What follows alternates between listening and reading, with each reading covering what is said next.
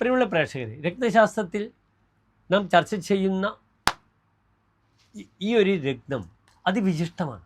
കടും നീല കളറിലുള്ള ഒരു രത്നം നിങ്ങൾ കാണുകയാണെങ്കിൽ മോഹിച്ചു പോകും. ആ രത്നം ലാപ്പിസ് ലസൂലി എന്ന പേരിൽ അറിയപ്പെടുന്ന ഈ രത്നത്തിന് ധാരാളം സവിശേഷതകളുണ്ട്. ഈ കടും നീലവർണ്ണത്തിൽ കാണപ്പെടുന്ന ഈ രത്നത്തിൻ്റെ പ്രധാന മിനറൽ ലാസുറൈറ്റ് ആകുന്നു. മെറ്റാമോർഫിക് ശിലാവിഭാഗത്തിൽ പെടുന്നു ഇതിൻ്റെ ക്രിസ്റ്റൽ ഘടന. നദീതട നാഗരിക കാലത്ത് ഏറ്റവും അധികം മൂല്യം കൽപ്പിക്കപ്പെട്ടിരുന്നു ഈ രത്നത്തിന്.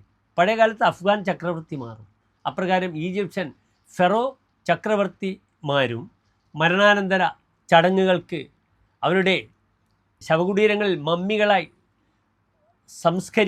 മമ്മികളായി സൂക്ഷിക്കുന്നതിൽ വളരെയധികം ഈ രത്നങ്ങൾക്ക് പ്രാധാന്യം കൽപ്പിക്കപ്പെട്ടിരുന്നു.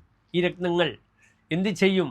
ആ ശരീരത്തിന് കൂടുതൽ കാന്തിയും തേജസ്സും നൽകുമെന്ന ഉത്തമ വിശ്വാസം ഇവർക്ക് ഉണ്ടായിരുന്നു. അതിനാൽ വളരെയധികം ഇതിന് എന്തുണ്ടായിരുന്നു?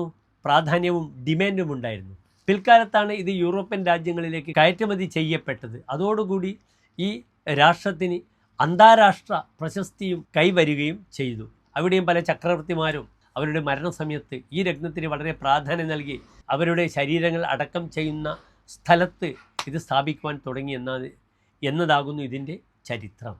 5.5 വരെ ഹാർഡ്നെസ്സുള്ള ഈ രത്നം മസാക്കിയോ പെറുകിയോ തുടങ്ങിയ ലോകപ്രസിദ്ധ ചിത്രകാരന്മാരെല്ലാം തന്നെ അവരുടെ ചിത്ര രചനകളിൽ വർണ്ണങ്ങൾക്കായി ഈ നീല നിറത്തിലുള്ള കല്ലിനെ പൊടിച്ച് ഉപയോഗിച്ചു എന്നത് ഒരു വലിയ ചരിത്ര വസ്തുതയാണ്. നിങ്ങൾ ഈ സ്റ്റോൺ കാണണം. ലപ്പിസ് ലസൂലി വളരെ പ്രാധാന്യമുള്ള രത്നമാണെന്നറിയുക. നമസ്തേ.